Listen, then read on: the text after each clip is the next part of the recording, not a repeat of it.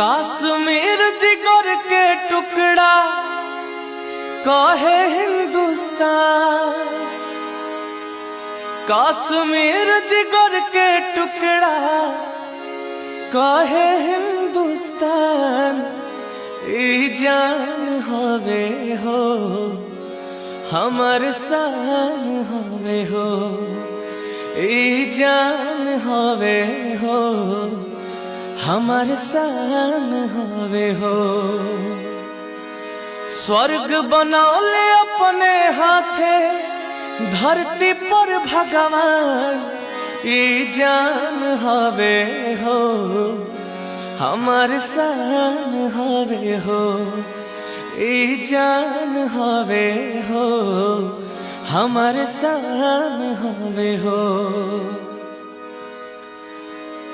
एकरा पलाई जदी केहू जो नजरिया अब बोटी बोटी काट देहब गतरे गतरिया। हाँ एकरा पलाई जदी केहू जो नजरिया अब बोटी बोटी काट देहब गतरे गतरिया। एक साथ जय हिंद बोले ले हिंदू मुसलमान। ई जान हवे हो हमार शान हवे हो।